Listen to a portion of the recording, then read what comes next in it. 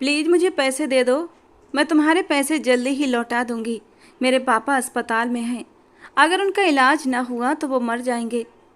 तुम्हें जितने पैसे चाहिए मिल जाएंगे, लेकिन इसके लिए तुम्हें मुझसे शादी करनी होगी। आज 30 साल का घमंडी जोहान अपने दुश्मन की बेटी को शादी का ऑफर कर रहा था। 20 साल के उरूज ने उन पेपर्स पर साइन कर दिए और अगले ही पल जोहान खान उसे कमरे में ले गया। उरूज का दिल धक से रह गया जब जोहान ने शादी से पहले ही उसके करीब होते हुए उसके होठों पर कॉलेज की सबसे बिगड़ी हुई रईसजादी उरूज मामून, उससे कोई भी पंगा लेने की हिम्मत नहीं करता था। वो जो चाहती चुटकियों में हासिल कर लेती। कॉलेज की बहुत सी लड़कियां उसकी दोस्ती के लिए तरसती थीं। अपनी सहेलियों को महंगे महंगे गिफ्ट देना उसका पसंदीदा शौक था। अरे उरूज, ये तो बहुत महंगा लगता है। सुम्बुल ने उसके दिए हुए गिफ्ट की ओर देखते हुए कहा। वो एक इम्पोर्टेंट परफ्यूम की बोतल थी। गिफ्ट लेते हुए सुम्बुल थोड़ा हिचकिचाई। अरे इतना भी महंगा नहीं है मेरी जान, रखो इसे और इस्तेमाल करो। इसकी खुशबू बहुत ज़बरदस्त है, जस्ट लाइक इट। उरूज ने अदा से मुस्कुराकर कहा। यार, ये घड़ी भी बहुत एक्सपेंसिव लग रही है। तुम्हारी चॉइस की तो कोई मिसाल ही नहीं। उरूज की दोस्त नीलम ने उसकी दी हुई घड़ी कलाई पर पहनते हुए तारीफ की। हाँ वाकई, उरूज की चॉइस सबसे हटकर और सबसे जुदा होती है। अब एक बात सब अपने अपने कान खोलकर सुन लो। 2 दिन बाद मेरा बर्थडे है और तुम सबको आना है। गिफ्ट्स वगैरह लाने की कोई ज़रूरत नहीं, तुम्हें गिफ्ट्स मेरी तरफ से मिलेंगे। मतलब अभी तुम हमें गिफ्ट दे रही हो और जब हम तुम्हारी बर्थडे पार्टी पर आएंगे तभी हमें गिफ्ट मिलेंगे? यस, उरूज ने फिर एक अदा से मुस्कुराते हुए कहा। यार उरूज, दोस्त हो तुम जैसी, बहुत बड़ा दिल है तुम्हारा। नीलम ने दिल से तारीफ की तो उरूज ने और भी अकड़ के साथ गर्दन उठा ली। मामून शमसी, एक मशहूर बिजनेसमैन की इकलौती बेटी उरूज मामून शमसी की आज 19वीं सालगिरह बड़े ही धूमधाम से मनाई जा रही थी। हर अमीर घराने को उन्होंने इनवाइट किया था। इस वक्त उरूज एक बारबी फ्रॉक पहनकर सीढ़ियों से नीचे उतर रही थी। एक स्पॉटलाइट उस पर जगमगा रही थी। सफ़ेद रंग की बारबी फ्रॉक में वो बिल्कुल एक छोटी सी गुड़िया लग रही थी। हर किसी की निगाहों में उसके लिए जलन और रश्क था। खुद तो वो नाजुक सी परी थी ही, ऊपर से दौलत ने जैसे उसे और भी चमका दिया था। मामून शमसी अपनी बेटी का हाथ थामने के लिए सीढ़ियां चढ़ते हुए उसके पास आए। अगले ही पल उन्होंने अपनी हथेली उसकी तरफ बढ़ाई तो उस घमंडी हसीना ने अपनी नाजुक हथेली अपने पापा के हाथ में रख दी। लाइट म्यूजिक के साथ दोनों नीचे सीढ़ियां उतरने लगे। चारों तरफ तालियों की गूंज थी। कैमरामैन उसकी खूबसूरती को अलग अलग पोज में कैद कर रहे थे। तालियों के शोर में उरूज मामून शमसी ने बारबी डॉल वाला केक काटा। उसकी फ्रेंड्स आगे बढ़कर उसे बहुत प्यार से विश कर रही थीं, जिसे वो पूरी अकड़ के साथ स्वीकार भी कर रही थी। तभी अचानक लाइट बंद हो गई। ये सब क्या है? नसीर, असबद, अकरम, ये लाइट क्यों चली गई? अभी उनके शब्द मुंह में ही थे कि लाइट वापस आ गई। लेकिन जब उन्होंने अपने पास नज़र दौड़ाई तो अचानक दिल को कुछ हुआ, जैसे दिल ने धड़कने से इनकार कर दिया हो। उनकी बेटी जो कुछ देर पहले उनके पास खड़ी मुस्कुरा रही थी, अब वहाँ नहीं थी। उरूज, उरूज मेरी बेटी! वो पागलों की तरह इधर उधर उसे ढूंढने लगे। हर चेहरे पर घबराहट साफ नजर आ रही थी। अचानक से उरूज कहाँ गायब हो गई थी? वो कहाँ गई? किसी को कुछ पता नहीं था। उरूज, वो चिल्लाए, लेकिन उनकी बेटी उरूज कहीं नहीं थी। उरूज को जब होश आया तो उसने खुद को एक अंधेरे कमरे में पाया। दिमाग पर जोर डाला तो सब कुछ याद आने लगा। डर की एक तेज लहर उसके पूरे जिस्म में दौड़ गई। सिर में तेज दर्द था और चक्कर भी आ रहे थे। धीरे धीरे वो अपनी जगह से उठी और अंदाजे से दरवाजे की ओर बढ़ने लगी, लेकिन दरवाजे तक पहुंचने से पहले ही वो लड़खड़ाकर गिर गई। उसे जोर का झटका लगा। उसके एक पैर में जंजीर बंधी थी। उरूज ने उसे उतारने की बहुत कोशिश की, लेकिन सब बेकार गया। उसकी आंखें आंसुओं से भर गईं। कोई है? प्लीज़ मेरी मदद करो, कोई है? वो ज़ोर ज़ोर से चिल्ला रही थी, लेकिन उसे नहीं पता था कि जहाँ उसे कैद किया गया था वहाँ कोई जिंदा इंसान था ही नहीं। उसके चारों तरफ घना जंगल था और उस जंगल के बीचों बीच वो एक कॉटेज थी। अंधेरे की वजह से उसे यही समझ आया कि शायद रात हो चुकी है। उसे अपने घर की याद सताने लगी, अपने पापा की। आज तो उसका बर्थडे था, अभी तो बस थीम केक ही काटा था, और ये सब। पापा, पापा प्लीज़ कम से मी। वो वहीं ज़मीन पर घुटनों में सिर छुपाकर बैठ गई और फूट फूट कर रोने लगी। पापा, मुझे यहाँ से ले जाइए। वो हिचकियाँ लेते हुए अपने पापा को याद कर रही थी, लेकिन उसे नहीं पता था अब किस्मत उसके साथ एक नया खेल खेलने वाली थी। वो घमंडी लड़की अब अपनी सारी अकड़ खोने वाली थी। काफ़ी देर तक आंसू बहते रहे, तभी अचानक दरवाज़ा खुलने की आवाज़ आई और उरूज का दिल उछलकर गले में आ गया। वो सांस रोके दरवाजे की ओर देखने लगी। अकरम खान, मुझे मेरी बेटी वापस चाहिए, हर हाल में। मामून शमसी इस वक्त तो गुस्से की इंतहा पर थे। पुलिस की मदद लें, अकरम खान ने सलाह दी। नहीं, बिल्कुल नहीं। पता नहीं कौन है, क्या चाहता है। यकीनन पैसों के लिए उठाकर ले गया होगा मेरी बच्ची को। वो मासूम है अकरम खान, उसे कुछ नहीं होना चाहिए। हर तरफ अपने आदमी फैला दो। मुझे मेरी बेटी हर हाल में सुबह से पहले पहले सही सलामत वापस चाहिए। सुना तुमने? मामून शमसी के हाथ बंधे हुए थे। वो पुलिस की मदद नहीं ले पा रहे थे। जिसने भी उरूज को किडनैप किया था वो बेहद चालाक और शातिर था, जिसने उनके बिल्कुल पास से उनकी बेटी को इतनी आसानी से उठा लिया था। अगर वो पुलिस की मदद लेते तो वो सब जान जाता और ऐसी हालत में वो उरूज के लिए कोई रिस्क नहीं ले सकते थे। उरूज को एक भी खरोंच आना वो किसी भी तौर बर्दाश्त नहीं कर सकते थे। उरूज उनकी जान थी, उनका सब कुछ थी। उसके बिना जीने का वो ख्याल भी नहीं कर सकते थे। उनके लिए एक एक पल काटना मुश्किल हो रहा था। कब से मोबाइल हाथ में थामे वो उसके कॉल का इंतजार कर रहे थे। इसके अलावा उनके पास कोई दूसरा रास्ता नहीं था। लेकिन शाम से रात हो गई थी और अभी तक किसी ने भी उससे संपर्क करने की कोशिश नहीं की थी। सर, अब तो काफ़ी देर हो गई है, अकरम खान ने चिंता से कहा। तभी मामून शमसी के मोबाइल पर एक अननोन नंबर से कॉल आई। वहां मौजूद सभी लोग सतर्क हो गए। कॉल स्पीकर पर डालिए, उनके दोस्त साहजेब खान ने कहा। मामून शमसी ने धड़कते दिल से यस कहकर कॉल स्पीकर पर डाल दी। गुड गुड मिस्टर मामून शमसी, पहले राउंड में सफल हो गए आप। बहुत समझदारी से काम लिया है आपने कि आप पुलिस से दूर रहे। अब सेकेंड राउंड शुरू होता है। कल सुबह तक मेरे कॉल का इंतजार करना, लेकिन किसी को कुछ भी बताने की नाकाम कोशिश मत करना और पुलिस से तो बिल्कुल भी संपर्क मत करना अगर अपनी बेटी को जिंदा देखना चाहते हो तो। कौन हो तुम और क्या चाहते हो? खुद पर काबू रखते हुए मामून शमसी ने उसकी बात काट कर पूछा। सुबह 7 बजे मेरे फ़ोन का इंतजार करना और ये याद रखना 24 घंटे मेरी नज़र तुम पर है। जरा सी भी चालाकी दिखाई तो बेटी तो ज़रूर मिलेगी, लेकिन जिंदा नहीं। कॉल कट गई। हेलो हेलो, मामून शमसी बुरी तरह बेचैन हो गए। दिल बुरी तरह धड़क रहा था। जिस अंदाज में वो आदमी धमकी दे रहा था, उनका दिल किसी अनहोनी की ओर इशारा कर रहा था। सुबह तक का इंतजार उनके लिए जैसे अंगारों पर चलने जैसा था। शाहजेब साहब गहरी सांस छोड़ते रह गए, जबकि मामून शमसी सोफे पर ढह गए। आज उनके कंधे झुक चुके थे। वो एक बेटी के पिता हैं। आज उन्हें इस बात का गहरा एहसास हो रहा था। आंखों से आंसू गिरकर गालों पर बहने लगे। वो किस हाल में होगी, ये सोच मामून शमसी को चैन नहीं लेने दे रही थी। उसे कुछ ना हो। मामून शमसी बस अल्लाह से यही दुआ कर रहे थे। उनके दोस्त शाहजेब उन्हें तसल्ली दे रहे थे, लेकिन उनके दिल को किसी भी पल चैन नहीं मिल रहा था। उन्हें बस अपनी बेटी चाहिए थी, किसी भी कीमत पर। दरवाजे से अंदर आने वाले ने दीवार पर लगे एक बटन को दबाया और कमरे में पीली रोशनी फैल गई। उरूज ने अपनी आंखों पर हाथ रखा और धीरे से हटाकर सामने मास्क पहने खड़े आदमी को देखा। Welcome to a double life miss Urooj Mamoon शमसी, उस मास्क वाले आदमी ने कहा तो उरूज की तो सांसें ही अटक गईं। कौन हो तुम? उरूज के गले से मुश्किल से आवाज़ निकली। तुम्हारा डेविल। वो उसके पास घुटनों के बल बैठा था। उरूज जैसे करंट खाकर पीछे हट गई। क्यों क्यों कैद किया है मुझे यहाँ? डर तो था, लेकिन हिम्मत करके पूछा। वो जानना चाहती थी आखिर उसे यहाँ लाने का मकसद क्या था। वो आदमी उठकर खड़ा हुआ और पॉकेट में हाथ डाले हुए दूर चला गया। कुछ डिमांड्स हैं मेरी तुम्हारे बाप से, पूरी होते ही तुम्हें छोड़ दूंगा। दीवार की तरफ रुख किए वो ठंडे लहजे में बोला। कैसी डिमांड? देखो, तुम्हें पैसे चाहिए ना, तुम मेरे पापा से जितने पैसे कहोगे वो तुम्हें दे देंगे, लेकिन प्लीज़ तुम मुझे छोड़ दो। कहते हुए उरूज के गालों पर आंसू बह निकले। मुझे जो चाहिए वो मैं हासिल कर ही लूँगा, तुम बस यहाँ सुकून से रहो। अब की बार वो पलट कर बोला तो उरूज को गुस्सा आ गया। अगर तुम्हारी डिमांड पैसे ही हैं तो मांग लो जितने चाहिए, मेरे पापा मुझ पर सब कुछ वार देंगे। उरूज ने बहुत मान और घमंड से कहा। यही तो देखना है कितना प्यार करता है आखिर वो आदमी तुमसे। देखना चाहता हूँ कि वो शख्स अपनी ज़िंदगी वारता है या नहीं। उसके रहस्यमयी लहजे पर उरूज अंदर तक सिहर गई। मेरे पापा मुझे बहुत प्यार करते हैं, मेरे लिए कुछ भी कर सकते हैं, लेकिन तुम्हारी बात का मतलब क्या है? क्या तुम उन्हें मारना चाहते हो? उरूज को यकीन आया।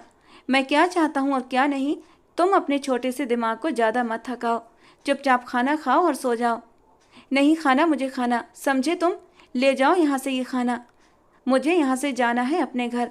अगर तुमने मुझे नहीं जाने दिया तो मैं यहाँ से भाग जाऊंगी, सुना तुमने? उरूश चिल्लाई थी। Very funny. भाग जाना, मुझे क्या फ़र्क पड़ता है। वो जेब में हाथ डाले उसका मजाक उड़ाता हुआ हंसा था। लेकिन तुम जानती भी हो तुम कहाँ हो। अब की बार वो उसकी तरफ बढ़ते हुए ठंडे लहजे में बोला और उरूश सन्न रह गई। बस उसे देखती रही।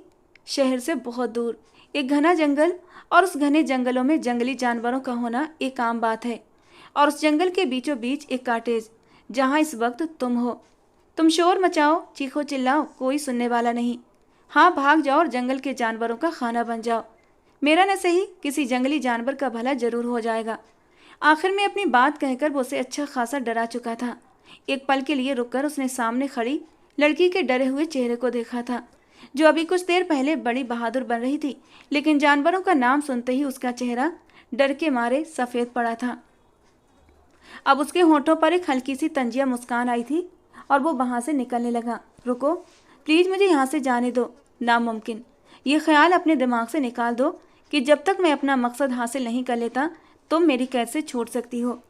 ये कहकर उसने अपने कदम दोबारा से दरवाजे की ओर बढ़ाए थे और उरूश का दिल बुरी तरह धड़क उठा था उसे जाते हुए देखकर। सुनो, मुझे अंधेरे से डर लगता है, प्लीज़ अंधेरा मत करना। उरूश रोते हुए अपनी कमजोरी उसे बता गई थी। एक पल को वो रुका, अपनी गहरी काली आंखों से उस मासूम के रोते चेहरे को देखा। उसका दिल उसकी ओर खींचने लगा, लेकिन अगले ही पल दिल को सख्त करते हुए जोर से दरवाज़ा बंद करके बाहर निकल गया। लेकिन लाइट बंद नहीं की। इतना एहसान वो उरूश पर कर गया था। उरूश वहीं एक कोने में बिस्तर के पास जमीन पर बैठ गई और आंसू बहाने लगी। हिचकियों से रोते हुए उसे अपने पापा याद आ रहे थे। सुबह 7 बजे के करीब उसका नंबर दोबारा कॉल आया था। उसने मामून शमसी से 500 करोड़ की डिमांड की थी। 500 करोड़ मतलब उनकी पूरी जायदाद, उनका बिजनेस, उनका घर, सब कुछ। मामून शमसी गहरी सोच में चले गए। उन्होंने फौरन अपनी जायदाद का अंदाजा लगाया, जो लगभग उतनी ही बनती थी। मामून शमसी ने अपना सिर सोफे की बैक से टिका लिया। इसका मतलब यही था, वो शातिर पहले से ही सब कुछ पता कर चुका था। मामून साहब ने उससे वक्त मांगा। इतनी सारी जायदाद और बिजनेस वगैरह सब कुछ बेचना आसान न था, और वो अपनी बेटी की खातिर सब कुछ करने को तैयार हो गए थे।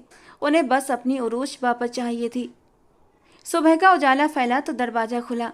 वो मास्क वाला आदमी अंदर दाखिल हुआ। उसके हाथ में अब नाश्ते की ट्रे थी, लेकिन नज़र टेबल पर गई। रात का खाना टेबल पर वैसे ही रखा था। उसने खाने को हाथ भी नहीं लगाया था, और उरूश जमीन पर घुटनों के गिर्द हाथ लपेटे बैठी थी। उस आदमी को सख्त गुस्सा आया और वो उसकी ओर बढ़ा। तुम्हारा दिमाग काम करता है या नहीं? खाना क्यों नहीं खाया? मैं तुम्हें पागल दिखाई देता हूँ क्या, जो तुम्हारे लिए खाना लाकर तुम्हारे आगे सर्व करता हूँ और तुम उसे हाथ भी नहीं लगाती? उसने उरूश को बाजू से पकड़कर झंझोड़ा, लेकिन अगले ही पल बुरी तरह ठिठका। उरूश को बहुत तेज बुखार था। वो परेशान हो गया। उसकी आंखें भी बंद थीं। डैम, इसे क्या हुआ? हेलो, सुनो उरूश, आंखें खोलो। उसने उसका गाल थपथपाया। उरूश मुश्किल से आंखें खोलती हुई उस मास्क वाले को अपने करीब झुका देखकर एकदम डरकर पीछे हटी थी। नहीं, मुझे मत छूना। शायद वो कोई सपना देख रही थी और उसी के असर में थी।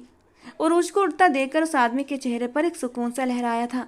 वो गहरा सांस छोड़ता हुआ उठा। अगर तुम चाहती हो कि तुम महफूज रहो और मैं तुम्हें कुछ न कहूँ, तो जैसा कहता हूँ वैसा करो, वरना। उस शख्स ने उरूज के डर का फ़ायदा उठाया। मैं वैसा ही करूँगी जैसा तुम कहोगे, लेकिन मुझसे दूर रहो। वो रोते हुए पीछे हटी। शायद वो रात भर रोती रही थी, क्योंकि उसकी बड़ी बड़ी आंखें रोने की वजह से गुलाबी हो रही थीं, और बुखार की तेजी की वजह से दूधिया सफ़ेद चेहरा भी गुलाबी हो रहा था। एक पल के लिए वो इंसान उसके चेहरे से नजरें चुरा गया, लेकिन वो हमदर्दी में आकर अपने मकसद से पीछे नहीं हट सकता था। इसलिए अपने दिल को फिर से कठोर बना लिया। ठीक है, ये नाश्ता करो और मैं मेडिसिन देता हूँ, वो खाओ। कुछ भी नहीं कहूँगा, वादा। उरूज ने जोर से हाँ में सर हिलाया और आगे बढ़ते हुए नाश्ते की ट्रे ले ली और ब्रेड का टुकड़ा तोड़ा। न जाने उस शख्स को क्या हुआ कि बिना पलक झपकाए वो उरूज को देखता चला गया। उस लड़की में उसे अजीब सा खिंचाव महसूस हुआ और एकदम से उसकी धड़कन तेज हो गई। उरूज ने अपनी पलकों को उठाकर उसे देखा कि उसी पल उस मास्क वाले ने रुख मोड़ लिया। मैंने खा लिया, बच्चों की तरह कहती वो शख्स के दिल को बेईमान कर रही थी। मैं मेडिसिन लेकर आता हूँ। वो दरवाज़ा बंद करता हुआ बाहर निकल गया। उरूज ने गाल पर आए आंसू पोंछे। कुछ ही देर में वो वापस आ गया। बुखार की टैबलेट उसे पकड़ाता हुआ पानी का गिलास भी उसकी ओर बढ़ा दिया। उरूज ने उसे हैरत से देखा। उस मास्क के पीछे छिपे चेहरे को पहचानने की कोशिश करने लगी, लेकिन उसके होठों और गहरी काली आंखों के सिवा कुछ नजर न आया। ऊपर बिस्तर पर जाओ, उसने हुक्म दिया। वो खामोशी से उठकर बिस्तर पर चली गई। उसे भी बिस्तर की ज़रूरत महसूस हो रही थी। बहुत ज़्यादा थकावट और तेज बुखार ने उसके होश उड़ा दिए थे। एक बात समझ नहीं आ रही, तुम मुझे उठाकर लाए हो और मेरा ख्याल भी रख रहे हो, आखिर ऐसा क्यों? तुम्हारे पेशे वाले लोग तो बहुत निर्दयी और बुरे होते हैं, लेटते हुए धीरे से उस शख्स से पूछा। क्योंकि तुम सोने की चिड़िया हो। तुम्हारे होते हुए ही तुम्हारे बाप से अपनी सारी डिमांड्स पूरी करवाऊंगा। अगर तुम्हें कुछ हो गया तो मेरा काम तो खराब हो जाएगा ना। न जाने क्यों वो उसे सफाई देने लगा। तुम्हारा नाम क्या है? उरूज ने धीमे लहजे में पूछा। अब उसे उस इंसान से डर नहीं लग रहा था। वो जानती थी वो उसे नुकसान नहीं पहुंचाएगा। उसका मकसद कुछ और था। डेविल। उसकी तरफ देखते हुए सख्ती से कहते हुए वो बाहर निकल गया। डेविल। दरवाज़ा बंद होने की आवाज़ पर उसने करवट बदली और आंखें मूंद लीं। सब कुछ बहुत आराम और बिना किसी रुकावट के हो गया था। उन्हें एक ऐसा बंदा मिल गया था जिसने उनसे सब कुछ खरीद लिया था। लेकिन वो कौन था? अचानक कहाँ से आ गया? मामून साहब नहीं जानते थे। शाम तक अपना सब कुछ सेल आउट करते हुए वो सारी रकम बैग्स में डलवा चुके थे। कंपनी के कुछ शेयर बचे थे, लेकिन फिर भी उनकी रकम पूरी हो गई थी। वो अब उस आदमी के फ़ोन का इंतजार कर रहे थे। उसने शाम का कहा था कि वो कॉल करेगा, लेकिन अभी तक दूसरी तरफ से कोई संपर्क नहीं किया गया था। मामून साहब परेशानी और बेचैनी के आलम में चक्कर लगा रहे थे और बुरी तरह बेचैन होते हुए बस एक ही दुआ कर रहे थे, ऐ खुदा मेरी बच्ची को कुछ ना हो। कैसी हो? नाश्ता देने के बाद वो अब आया था। उरूज उसके लाए हुए ट्राउज़र और टी शर्ट पहने हुए थी और बिस्तर में ही दुबकी हुई थी। इतनी छूट की थी डेविल ने कि उसके हाथ नहीं बांधे थे, क्योंकि कल ही वो यहाँ से भागने की कोशिश में खुद को चोट पहुँचा चुकी थी। उसके कंधे पर सख्त चोट आई थी और अब उस चोट का दर्द सहना उरूज के लिए मुश्किल हो रहा था। वो तो बहुत नाजुक सी थी। एक कांटा भी चुभ जाता तो घर के सारे नौकरों की जान हलक में आ जाती थी। पूरे घर को सर पर उठा लेती थी। कैद करके पूछते हो कैद होकर कैसी हूँ? उरूज ने तंज किया। डेविल ने अपना रुख बदला। उसके हाथ में फर्स्ट एड बॉक्स था। तुम्हारे जख्म की ड्रेसिंग करनी है। डेविल आगे बढ़ा। वहीं रुक जाओ। खबरदार जो मेरे करीब भी आए। तुमने वादा किया था मुझसे कि अगर मैं तुम्हारी सारी बातें मानूंगी तो तुम मेरे करीब भी नहीं आओगे। मुझे बता दो, मैं खुद कर लूँगी। उरूज के माथे पर बल पड़े। अगर तुम चुपचाप मेरी बात मान लोगी तो इसमें तुम्हारा ही फ़ायदा है। डेविल ने अब उसे बातों में उलझाया। फ़ायदा? तुम मुझे कैद करके मुझे फ़ायदा दोगे? मुझे जो ये इतनी ज़्यादा चोट आई है ना, तुम्हारी वजह से आई है। न तुम मुझे कैद करते, ना मैं यहाँ से भागने की कोशिश करती, और ना मुझे ये चोट लगती जिसमें कि मुझे बहुत ज़्यादा दर्द हो रहा है, और ये सब कुछ तुम्हारी वजह से हुआ है। माथे पर बल डाले वो उसे घूरते हुए बोली।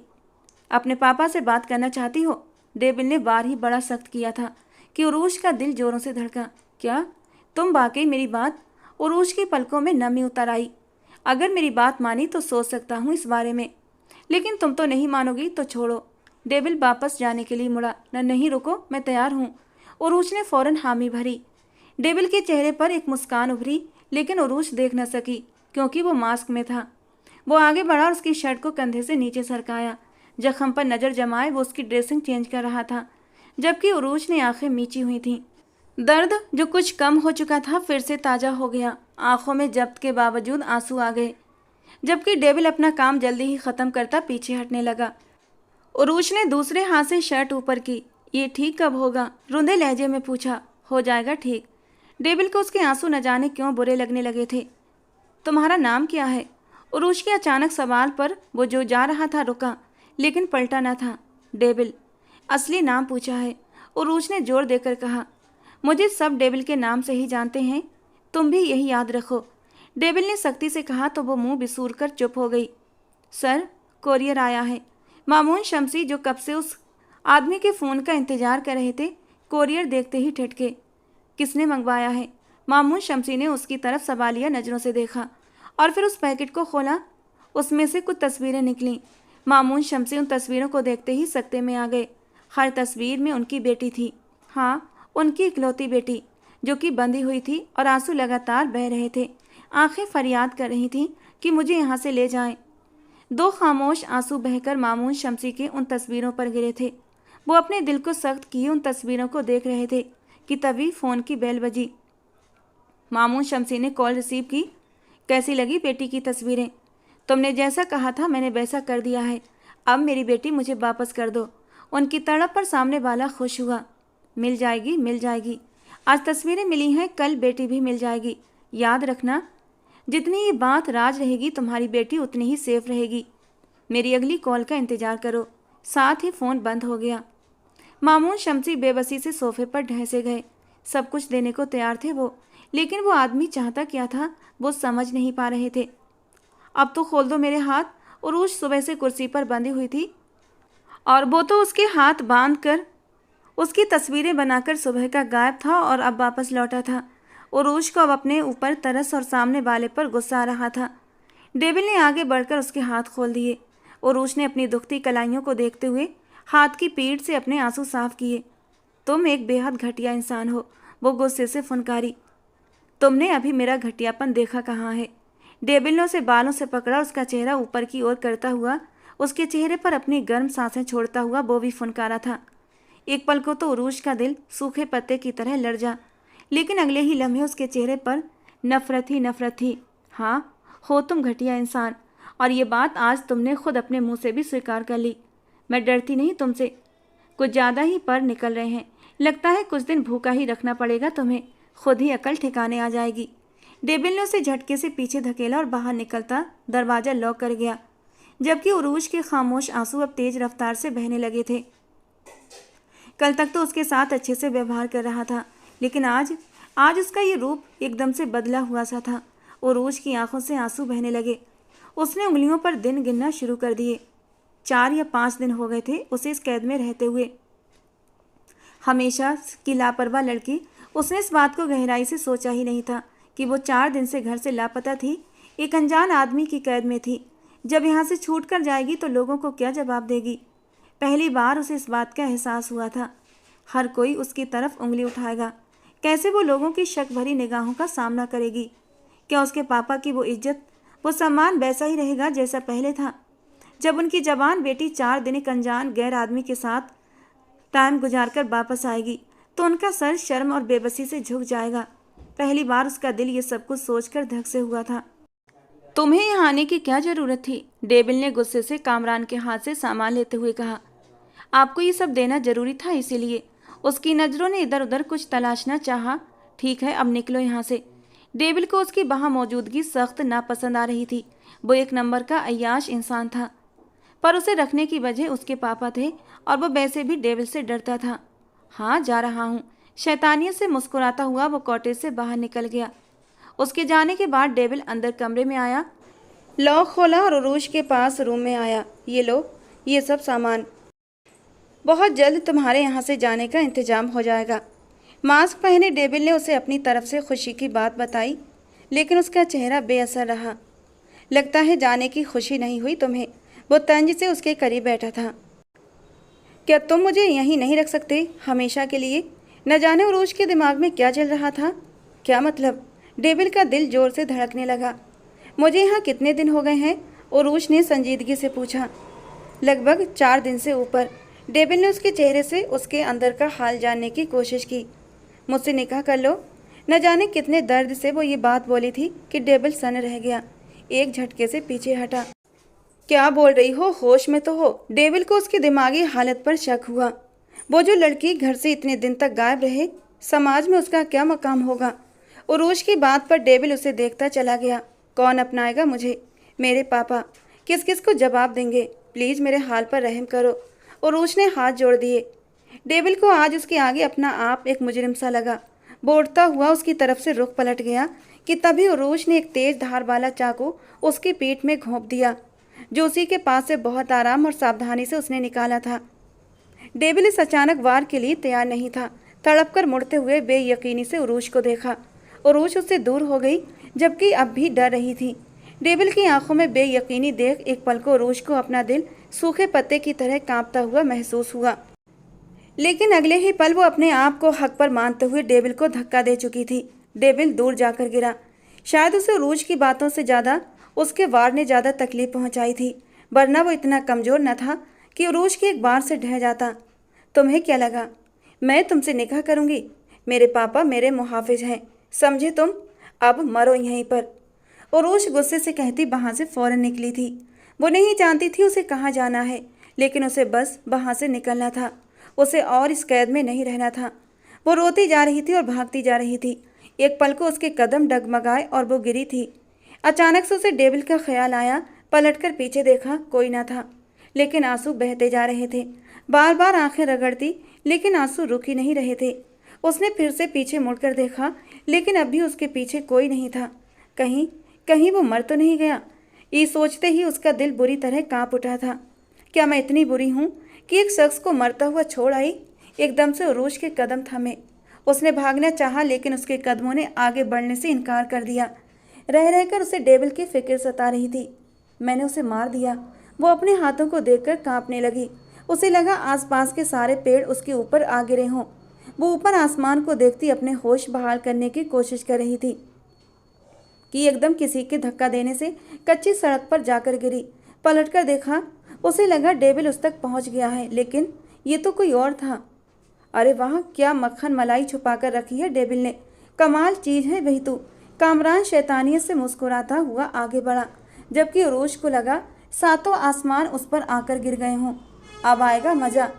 अपने होठों पर जवान फेरते हुए अपनी शर्ट के बटन खोलने लगा और फिर अपनी शर्ट को दूर फेंक दिया। धीरे धीरे वो उरूज की ओर बढ़ा। उरूज जमीन पर ही कोहनियों के बल पीछे को हटी। उसे सही मायनों में अब अपनी इज्जत का डर लगने लगा था। इतने दिन तक वो डेविल की कैद में रही थी, लेकिन एक दिन भी उसने उरूज के साथ कुछ भी गलत करने की कोशिश नहीं की थी। छूना तो दूर की बात, उसकी नज़रों में भी उसके लिए इज्जत और सम्मान होता था। और अब ये दरिंदा, वो उस पर झुका। मामून शमसी नींद में थे कि अचानक घबराकर उठ बैठे। बेटी की तरफ ध्यान चला गया। या अल्लाह, वो मासूम है, उसकी हिफाजत करना। गुनहगार तो मैं हूँ। जो सज़ा देनी है मुझे दे देना, उसे कुछ ना हो। वो दरिंदा जैसे ही उस पर झुका, उरूज ने मुट्ठी भरकर मिट्टी उसकी आंखों में डाल दी। वो इस अचानक आफत पर बौखला गया। आंखें रगड़ता हुआ वो पीछे हटा। उरूज ने इसी बात का फायदा उठाया और उसे धक्का देती हुई वहां से उठकर वापस उसी रास्ते की ओर भागी जहां से आई थी। वो शख्स भी उसके पीछे लपका। उरूज ने पीछे मुड़कर देखा, वो उसी के पीछे आ रहा था। या अल्लाह मदद! उसने दिल से आसमान की तरफ देखते अपने रब को पुकारा कि तभी वो सामने किसी से टकराई। सामने वाले ने उसे एक हाथ से थामा। उरूज ने सिर उठाकर देखा तो सामने मास्क पहने डेविल मौजूद था। उसकी आंखों में खून उतरा हुआ था। एक पल को तो उरूज भी डरकर कदम पीछे ले गई। वो आदमी इस तक पहुंच चुका था। उससे पहले कि वो उरूज को छूता, उसने डेविल को देख लिया था और सख्त डर गया। घबराहट के मारे उससे बोला न गया। वो जानता था अब डेविल उसे नहीं छोड़ेगा। अपना दिमाग लड़ाने लगा। किसी न किसी तरह उसे डेविल को अपने हक में करना था। वो डेविल के एक हाथ की मार था। ये जानते हुए कि डेविल जख्मी है, वो फिर भी उससे डर रहा था। देखो डेविल, इस लड़की को मुझे दे दो। इसने तुम पर वार किया है, तुम्हें मारने की कोशिश की है। उसे अब दोनों मिलकर बताएंगे कि वार करना कैसा होता है। आज इसे बता देंगे कि हम क्या चीज़ है। दोनों भाई भाई मिलकर। कामरान ने उसे एक आंख मारी थी। उरूज ने दहलकर दोनों की ओर देखा। उसे यकीन न आया कि डेविल कुछ इस तरह का करेगा, लेकिन जो वो डेविल के साथ कर चुकी थी, कुछ भी दूर नहीं था कि वो उसकी बात मान लेता। उरूज की आंखें भीगने लगी। डेविल बिना पलकें झपकाए बस कामरान को देखे जा रहा था। उसकी कमर पर कपड़ा बंधा हुआ था। उसने चाकू निकाल लिया था और खून को बंद करने के लिए कपड़ा बांधा था। डेविल की खामोशी कामरान को लड़ जा रही थी। डेविल, मेरी बात मान जा, फायदे में रहेगा। वैसे भी ये लड़की इतने दिन से यहाँ पर कैद है, ऐसे ही वापस भेज देगा क्या? थोड़ा मजा कर लेंगे दोनों भाई मिलकर, तो क्या हो जाएगा? किसी को कुछ भी पता नहीं चलेगा कि इसके साथ क्या हुआ। अभी उसकी बात पूरी नहीं हो पाई थी कि डेविल ने कामरान का गला अपने हाथों से पकड़ लिया। उसके बाकी के शब्द मुंह में ही रह गए थे। उसका सांस रुकने लगा। वो फड़फड़ाया, बहुत हाथ पांव मारे, लेकिन डेविल के हाथ से निकलना नामुमकिन था। वो शिकारी की तरह दुश्मन पर झपटता था और दुश्मन की सांस उस पर हराम कर देता था। उरूज बस देखती रह गई। उसे यकीन नहीं आया कि डेविल उसके लिए खड़ा हो सकता है। कामरान की सांस थम गई थी। डेविल ने झटका देकर उसे जमीन पर फेंका। उरूश ने मुंह पर हाथ रखे अपनी चीखों का गला घोंटा। वो पलटा। उरूश उसे देखकर डर गई। वो उसका चेहरा आज भी नहीं देख पाई थी, लेकिन उसकी आंखों का सर्दपन उसे डरा रहा था और उसका शरीर कांपने लगा। उसके पास आते हुए वो उसे देखकर गरजा। जाना चाहती हो ना? जाओ, वो रहा रास्ता और ये रही कार की चाबी। उसकी हथेली पर कार की चाबी रखते हुए वो पीछे हटा था। आज से तुम आज़ाद हो। कहने के बाद वो रुका नहीं, पलटा नहीं। वो अपना उद्देश्य आज ख़त्म कर रहा था। वो और इस लड़की को उसके बाप के किए की सज़ा नहीं दे सकता था। अगर आज इस लड़की की इज्जत पर आँच आ जाती तो वो पूरी ज़िंदगी खुद को माफ़ नहीं कर पाता। उरूश उसे जाता देखती आंखों में आंसू ले आई। उसकी पीठ से अब भी खून बह रहा था। क्या वो सिर्फ मुझे बचाने आया था? मुझे सज़ा दिए बिना, साथ ले जाए बिना कैसे छोड़ गया वो मुझे? क्या वो सच में मुझे आज़ाद कर गया? चाबी ली। उरूश ने सोचते हुए उसकी कार को देखा और कार की ओर बढ़ी। साथ में हिचकियों से रोए भी जा रही थी। उसे समझ नहीं आ रहा था क्यों वो रो रही है। आज उसे आज़ादी मिल गई है तो क्यों वो खुश नहीं? उसके चलने में तेजी आ गई। वो भागती हुई कार तक पहुंची, अपने आंसू पोंछे और कार स्टार्ट कर दी। कार के स्टार्ट होने की आवाज़ डेविल ने आसानी से सुनी थी और उसके कदम एक पल को रुके। लेकिन जब खुद आज़ादी दे आया था तो फिर उम्मीद कैसी, मांग कैसी? सिर झटकता वो वापस कॉटेज में आया। गहरा सांस बाहर करता वो सोफे पर बैठा, टेक लगाने लगा कि कमर पर दर्द की एक गहरी टीस उठी। जाने वो दर्द का जख्म था या फिर दिल का। धीरे से आगे बढ़ता वो दर्द सहता हुआ आगे को झुका कि खट की आवाज़ पर चौंका। सामने ही वो आंखों में आंसू लिए खड़ी थी। डेविल को सुखद हैरानी हुई, लेकिन वो उसे इग्नोर कर गया, जैसे देखा ही ना हो। और वो घमंडी लड़की अपने मासूम दिल के हाथों मजबूर होकर उसकी मदद के लिए आई थी। वो घमंडी जरूर थी, लेकिन किसी को भी तकलीफ में नहीं देख सकती थी। और इस आदमी की तकलीफ का कारण तो वो खुद थी। कैसे उसे तकलीफ में छोड़ देती, जबकि जख्मी हालत में इस आदमी ने उसकी इज्जत बचाई थी। डेविल ने आगे होते हुए अपनी शर्ट उतारकर एक तरफ रखी, जबकि मास्क अब भी पहना हुआ था। उसकी कमर पर बंधे कपड़े से खून अब भी बाहर टपक रहा था। डेविल ने कपड़ा खोला, गहरा कट था। एक पल को दूर खड़ी उरूश भी कांप गई।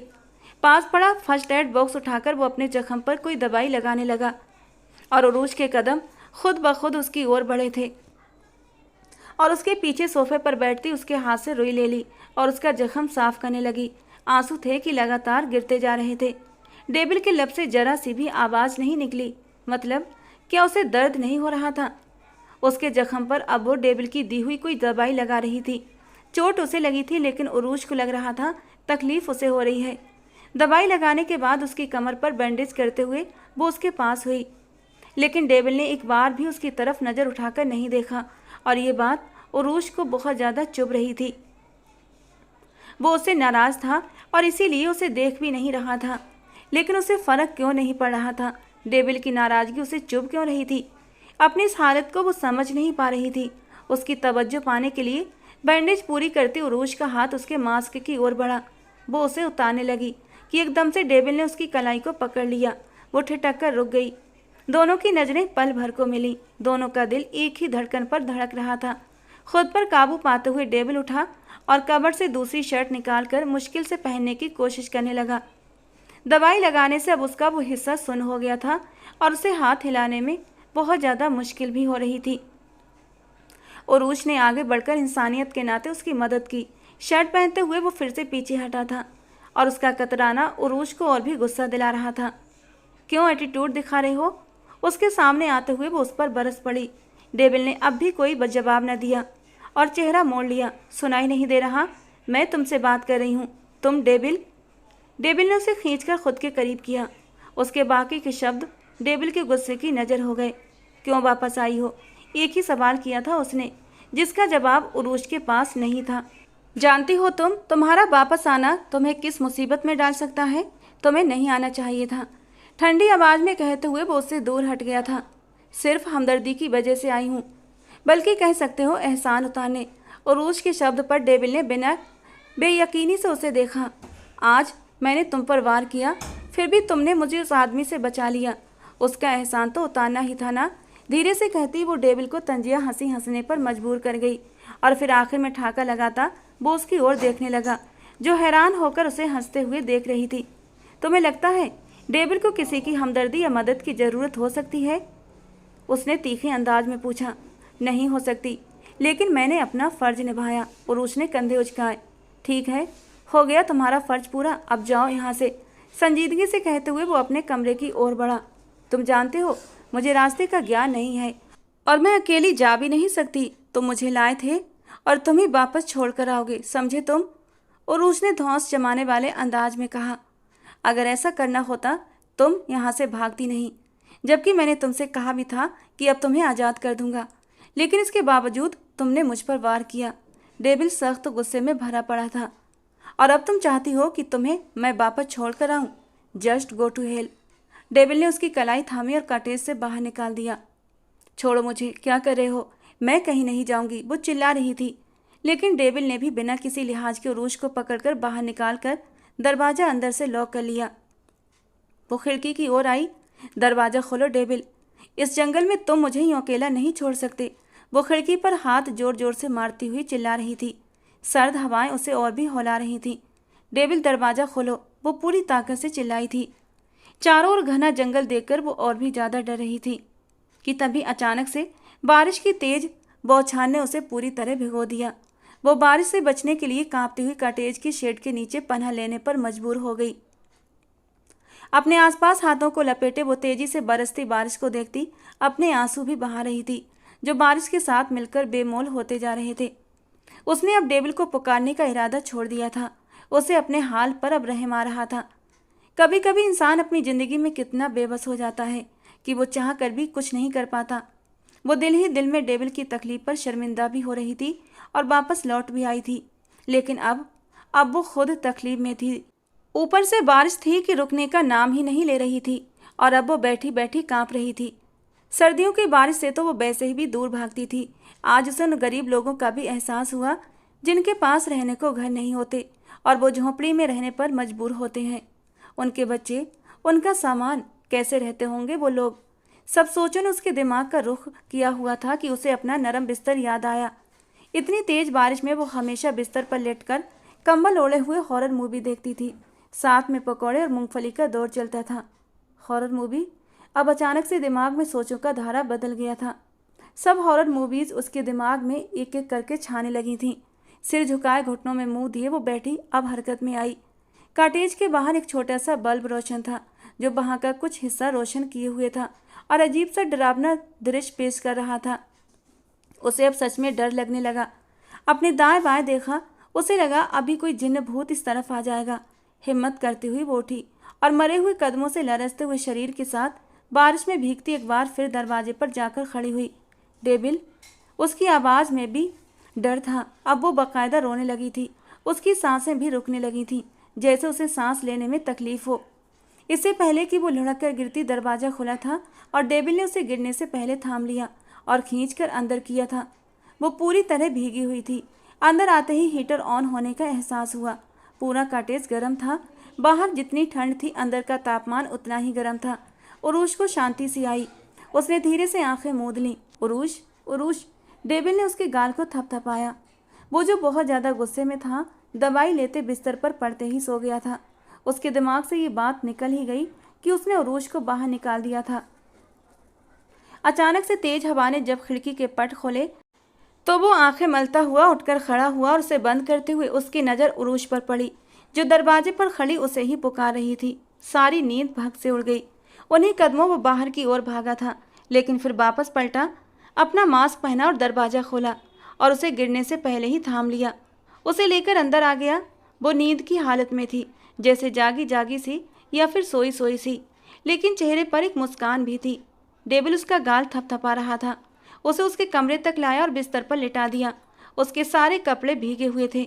डेविल ने फिर से उसे जगाने की कोशिश की, लेकिन उसका पूरा शरीर अब ठंडा पड़ा था। उसे समझ न आया कि वो इतना बेरहम कैसे हो गया, क्यों भूल गया उसके बारे में। आगे को झुकता हुआ वो उसे उठाने की एक बार फिर कोशिश करने लगा। उरूज, उठ जाओ यार, कपड़े चेंज कर लो। गीले कपड़ों में तुम्हें और भी ठंड लगेगी, बीमार भी पड़ जाओगी। इसलिए फटाफट उठो और कपड़े चेंज करो, वरना मुझे करने पड़ेंगे। उसके कान में धीरे से कहता हुआ वो उसके 14 तबक रोशन कर गया। आधी बेहोशी की हालत में भी वो डेविल की ये बात पूरी तरह सुन चुकी थी। खुद को संभालते हुए उसने डेविल को अपने दोनों हाथों से दूर धक्का दिया था। हाथ से पीछे करती हुई वो डेविल को बेहद कमजोर सी लगी थी। होंठ नीचे वो उठता उसके कपड़े निकाल कर लाया और उसके पास रखे। तुम्हारे पास सिर्फ 10 मिनट का वक्त है, मैं आऊँ तो कपड़े चेंज हों, वरना तुम जानती हो कि आगे मैं क्या करूँगा। वो उसे सख्ती से वार्न करता बाहर निकलता दरवाज़ा बंद कर गया। ठीक 10 मिनट बाद वो वापस लौटा तो वो बिस्तर पर बैठी आधी आंखें खोले अपनी फ्रॉक की जिप बंद करने की कोशिश में परेशान होती तकिए पर सिर गिराकर आंखें बंद कर गई। वो उसके पास आया, उसके माथे पर हाथ लगाकर चेक करता हुआ परेशान हुआ, क्योंकि उसका शरीर एकदम ठंडा पड़ रहा था और होंठ भी नीले हो रहे थे। या अल्लाह, मैंने क्यों ये लापरवाही बरती, क्यों भूल गया। वो बहुत ज़्यादा परेशान था। पूरे कॉटेज में हीटर ऑन था, इसके बावजूद उरूश ठंड से काँप रही थी। उसने थोड़ा सा करीब होते हुए उसके फ्रॉक की जिप ऊपर कर दी और फिर उसने 2 मोटे गर्म कंबल भी उरूश के ऊपर डाल दिए और उसके पास बैठ गया। उसके हाथ पर अपने हाथों से मालिश करने लगा ताकि उसे गर्माहट मिल सके। उरूश ने उसका हाथ थामे अपने सिर के नीचे रख लिया। डेविल उसके करीब होते हुए झुका था, लेकिन खुद को उससे हद से ज़्यादा दूर रखा था। जबकि वो उसके और भी करीब होती उसके सीने में मुँह छुपाने लगी। डेविल ने दिल की भागती धड़कनों को संभाला था। वो जज्बातों का गुलाम नहीं था। वो जानता था इस वक्त वो लड़की होश में नहीं है, लेकिन वो खुद होश में था और वो अपनी हद जानता था। धीरे धीरे उरूश को पीछे करता हुआ वो उठने लगा, लेकिन उरूश ने आगे बढ़ते हुए डेविल के सीने में अपना मुंह छुपाते हुए उसकी बाहों में पनाह ले ली। डेविल ने सख्ती से आंखें मूंदी। होंठ भींचते हुए उसने उरूश का सिर थोड़ा सा ऊपर की ओर खिसकाकर अपनी बाहों में रखा, लेकिन वो फिर भी उसके साथ चिपक गई। इस पर डेविल तो अपनी कमर के घाव को भी भूल गया था। दिल में उठता दर्द ज़्यादा तकलीफ दे रहा था। बेड के सिरहाने के साथ टेक लगाकर बैठ गया और आंखें बंद कर लीं। अब उसकी सारी रात आंखों में ही कटने वाली थी। उस आदमी ने आज उनकी बेटी को उनके हवाले कर देना था। उसके कहने के अनुसार मामून शमसी ने सारे पैसे गाड़ी में रखवाए और ड्राइवर के हाथ उस जगह भेज दिए जहां डेविल ने पहुंचाने को कहा था। वहां से एक आदमी वो गाड़ी लेकर गायब हो गया। अब इन सबको काफ़ी देर हो चुकी थी, लेकिन मामून शमसी को कोई कॉल नहीं आ रही थी। उरूश की आंखें खुली तो खुद को बिस्तर पर पाया। उसने याद करने की नाकाम कोशिश की, लेकिन उसे कुछ भी याद नहीं आ रहा था। उठी तो सिर भारी भारी सा लगने लगा। अचानक से नज़र अपने कपड़ों पर गई तो दिल धक से रह गया। मेरे कपड़े किसने चेंज किए? वो मुंह पर हाथ फेरते हुए लगातार सोचे जा रही थी। कब कपड़े चेंज किए उसने? लेकिन याद करने पर भी उसे कुछ याद न आया। क्या क्या ये उसने डेविल ने? नहीं, ऐसा नहीं, ऐसा मुमकिन नहीं। उरूस डर के मारे कांप कर रह गई। उठी तो कमरे का दरवाज़ा खोलना चाहा। उसे लगा लॉक होगा, लेकिन वो ओपन था। वो धीरे धीरे चलती हुई बाहर आई। सामने ही ओपन किचन था, जहाँ बिना शर्ट के खड़ा डेविल अपने लिए नाश्ता बना रहा था। डेविल उसके आने की आहट महसूस करता पास पड़े मास्क से खुद का चेहरा ढक चुका था और नाश्ते की प्लेट टेबल पर रख दी। उरूज ने उसके कमर पर बैंडेज बंधी देखी थी। नाश्ता कर लो। डेविल ने एक नज़र उसके चेहरे के उलझन भरे चेहरे पर डाली और वापस किचन काउंटर की तरफ मुड़ गया। मेरे कपड़े किसने बदले? वहाँ मौजूद एक चेयर पर बैठते हुए धीरे से सवाल किया। एक पल के लिए डेविल का हाथ अंडा फेंटते हुए रुक गया था। तुम्हें याद नहीं? वापस हाथ चलाते हुए संजीदगी से पूछा। याद होता तो तुमसे पूछती। अपनी उलझन से घबराई वो उस पर चढ़ दौड़ी। तुमने खुद चेंज किए थे। बिना किसी खास भाव के अंडा फ्राई पैन में डालते हुए कहा। तुम सच कह रहे हो? हैरानी से पूछा। नहीं, झूठ बोल रहा हूँ, कहते हुए अंडा प्लेट में डाला और उसकी ओर बढ़ा दिया। मतलब? वो जो नाश्ता करने का सोच रही थी, एकदम से उसका हाथ रुक गया। मतलब? डेविल उसके करीब आया। बिना शर्ट के वो उसके बहुत करीब खड़ा था। उसकी बॉडी देखते हुए वो शर्म से अपनी नज़रें झुका गई। मतलब ये कि रात को हम एक साथ एक कमरे में एक बिस्तर पर थे और तुमने मेरा हाथ नहीं छोड़ा, एक पल के लिए भी। गंभीर स्वर में कहता वो उरूज का दिल बुरी तरह धड़काने लगा। और फिर आगे? मुश्किल से उसके गले से डरते डरते निकला। और फिर सुबह हो गई, कहते हुए चेयर घसीटकर उसके सामने बैठकर वो नाश्ता करने लगा। और कपड़े? उरूज की सुई अभी तक वहीं अटकी हुई थी। वो तुमने खुद ही चेंज किए थे। बारिश में भीग जो गई थी। बिना उसकी ओर देखे कहता हुआ वो अपना नाश्ता करने लगा। उरूज ने गहरी सांस बाहर निकाली और नाश्ता करने लगी। तैयार रहो, आज तुम्हें तुम्हारे पापा के पास जाना है। आज 1 हफ्ते बाद तुम अपने पापा से मिलोगी। तुम्हारी आज़ादी का दिन है। उसकी बात पर उरूज सन रह गई।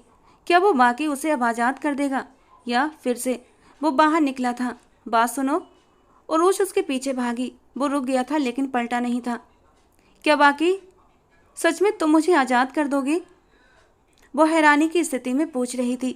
डेविल ने एक नज़र उसके चेहरे की ओर देखा। हाँ, उसके लबों से निकला एक शब्द उरुश को हवाओं में उड़ा गया। वो जा चुका था, जबकि उरुश आज बहुत खुश थी। आज वो 1 हफ्ते बाद अपने पापा से वापस मिलने वाली थी और उसकी खुशी का कोई ठिकाना नहीं था। वो उरुश को आंखों पर पट्टी बांधे हुए किसी जगह पर लेकर आया था। आज से हम लोग अलग हो गए। कुछ ही देर में तुम्हारा बाप आएगा तुम्हें लेने। एक बेंच पर बिठाते हुए वो वहाँ से खुद गायब हो गया। उरुश की आंखों पर अब भी पट्टी बंधी थी, जबकि हाथ रस्सियों से।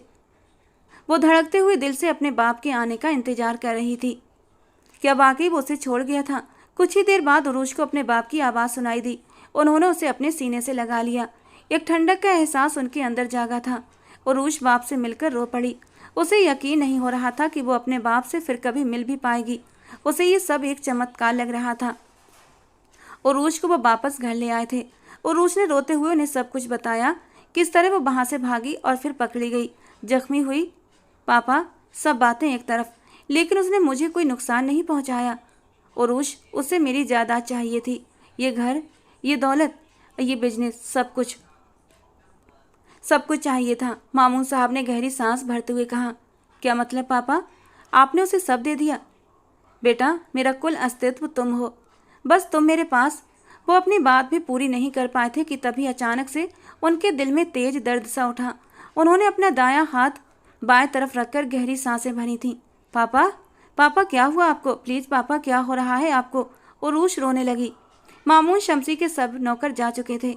अब कोई भी उनकी हवेली में नहीं था, सिवाय 1-2 नौकर ऐसे थे जो आज भी उनका साथ देना चाहते थे और इसीलिए हवेली छोड़कर नहीं गए थे। वो पुराने और वफादार नौकर थे। हर हाल में अपने मालिक की सेवा करना अपना फर्ज समझते थे। उन्हीं की मदद से वो अपने पापा को अस्पताल लेकर आई थी। ये फॉर्म भरें और काउंटर पर फीस सबमिट कर दें। उरुश ने उसे फॉर्म लेते हुए भरा और काउंटर की ओर आई। उसे तो कुछ भी समझ नहीं आ रहा था।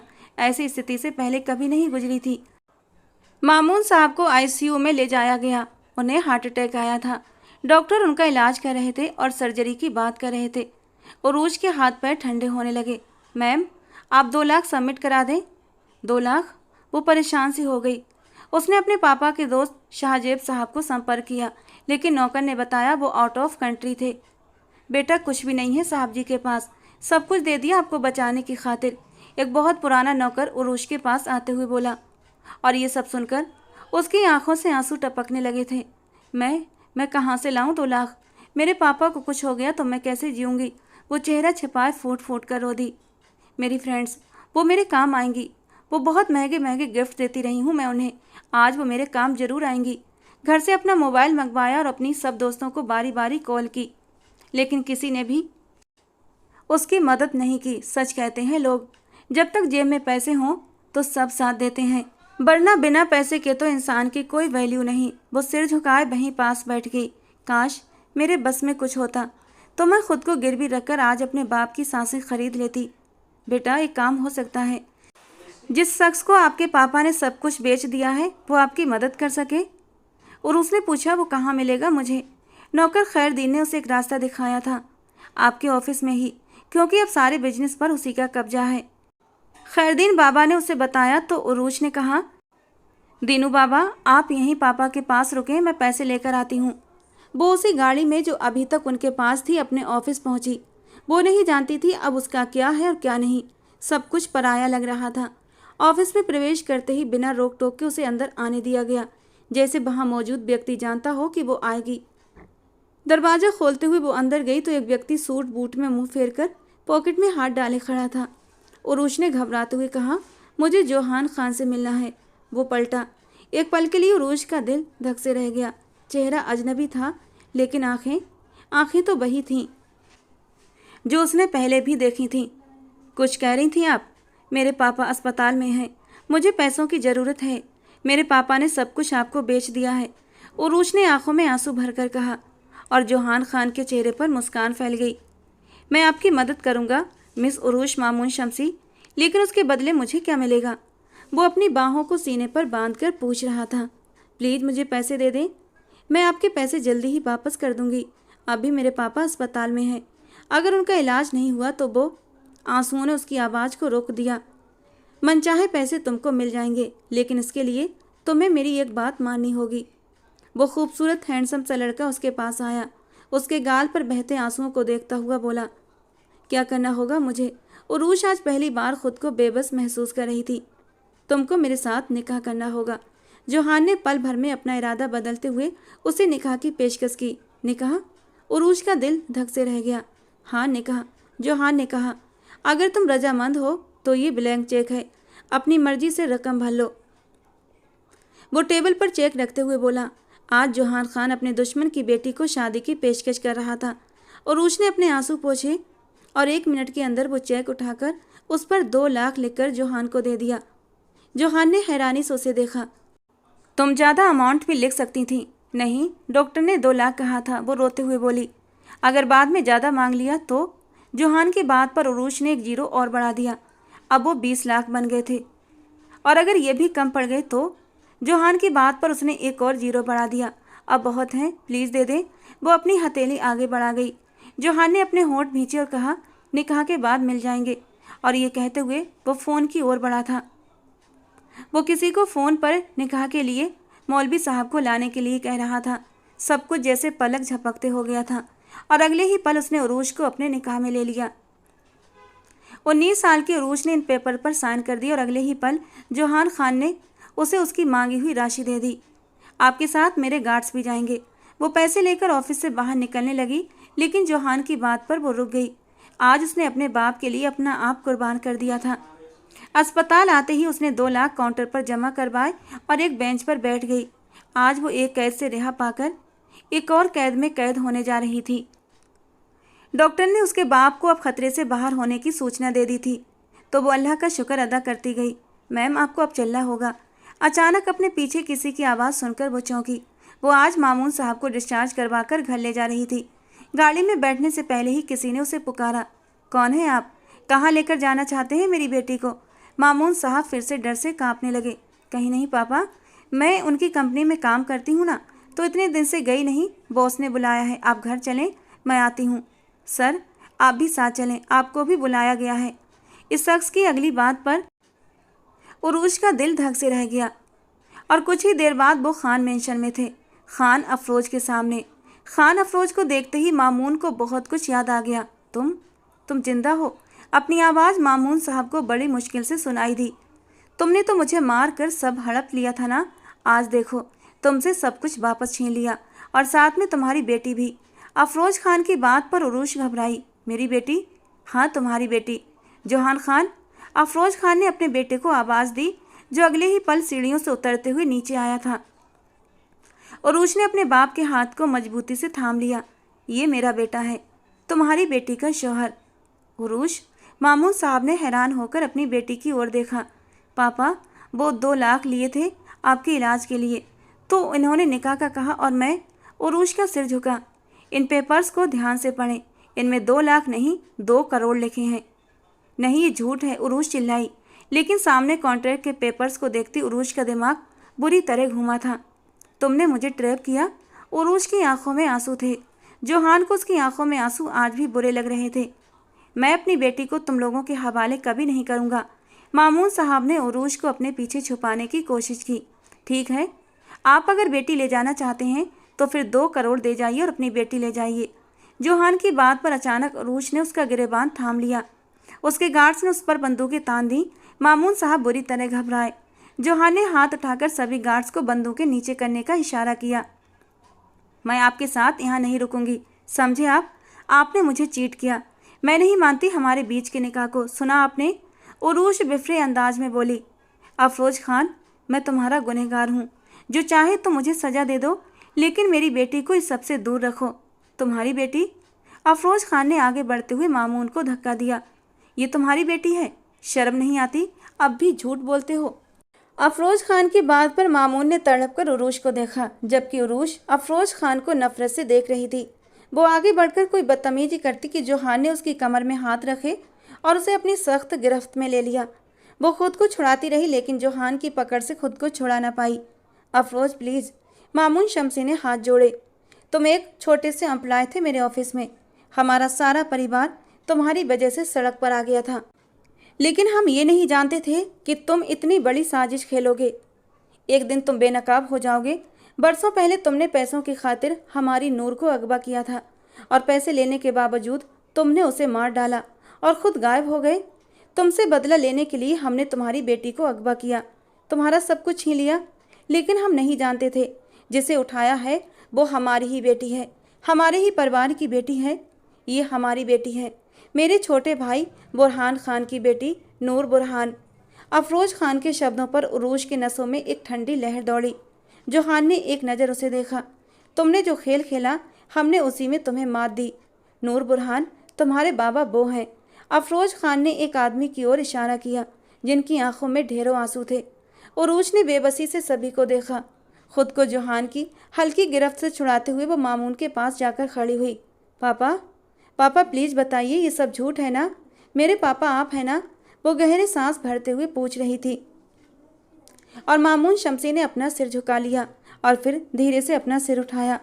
यही सच है उरूज, मैं तुम्हारा पापा नहीं, लेकिन बहुत मोहब्बत करता हूँ तुमसे। बेटा हो सके तो मुझे माफ़। मामून शमसी उसके आगे हाथ जोड़ गए। उरूज झटका खाती पीछे हटी। उसके दिल को जैसे कुछ होने लगा। सामने खड़ा शख्स उसका बाप नहीं, जिसके साथ वो इतना वक्त रही वो उसका बाप नहीं। नहीं। उरूज चकराकर जमीन पर गिरने लगी कि जोहान ने फौरन आगे बढ़कर उसे अपनी बाहों में समेट लिया। उरूज को होश आया तो उसके पास सलमा बेगम जोहान की माँ मौजूद थी, जबकि उसकी अपनी माँ की तो मौत हो चुकी थी। बेटा कैसी तबीयत है अब? मेरे पापा कहाँ हैं? बोलते हुए पागलपन के अंदाज में चिल्लाई। बेटा मैं यहीं हूँ। अचानक से दरवाजे से मामून साहब अंदर आते हुए बोले तो उरूज उनके सीने से जा लगी। वो आंखों से आंसू बहने से रोक नहीं पाए। उनके हर अंदाज से आज शर्मिंदगी झलक रही थी। अपने किए पर वो बहुत शर्मिंदा थे। पैसे की लालच ने उन्हें अंधा कर दिया था। बेटा तुम्हारे असली पापा ये हैं, मैंने तो सिर्फ तुम्हें पाला है। मामून साहब ने उरूज के आंसू पोंछे। नहीं, मुझे बस आप चाहिए, मैं नहीं मानती किसी बात को। वो मामून का हाथ नहीं छोड़ रही थी। मामून, तुमने जो कुछ किया उसके लिए तुम्हें माफ़ करने का तो जी नहीं चाहता, लेकिन अपनी बेटी के लिए जो अब हमारी बहू भी है उसकी खातिर तुम्हें माफ़ करते हैं। अफरोज खान के कहने पर मामून ने उन्हें धन्यवाद भरे अंदाज में देखा। अगर आज मामून शमसी अमीर होते तो शायद ही उन्हें अपनी गलती का एहसास होता, लेकिन जब हाथ से सब कुछ चला गया तब उन्हें एहसास हुआ। वक्त के साथ साथ ही सही, लेकिन सब संभल गए। यूँ तो उरूज जोहान के निकाह में थी, लेकिन सबकी मौजूदगी में एक बार फिर से निकाह हुआ था।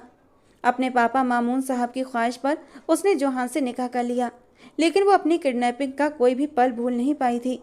वो काले मास्क वाला उसे पल पल याद आ रहा था। वो उसे याद नहीं करना चाहती थी, लेकिन वो उसकी यादों से जाना नहीं चाहता था। सुहाग की सेज पर बैठी वो जोहान का इंतजार कर रही थी, जिसने अंदर आते ही लाइट ऑफ कर दी और हल्की पीली रोशनी में वो मास्क पहने उसके करीब आया। उरूज एक पल को सहमकर पीछे हटी। कौन कौन? दूर हटो, करीब मत आना, वो पागलों की तरह रोते हुए चिल्ला रही थी। जोहान ने फौरन उसे अपनी बाहों में कैद कर लिया। वो और भी पैनिक हो गई तो जोहान ने लाइट ऑन कर दी। रिलैक्स उरूज, मैं हूँ तुम्हारा डेविल, वो मास्क हटाता हुआ घबरा कर बोला। उरूज दुल्हन के रूप में आज जोहान खान के दिल में बिजली सी गिरा रही थी। यानी डेविल ही जोहान खान था। दिल अनजाने तौर पर धड़क उठा था।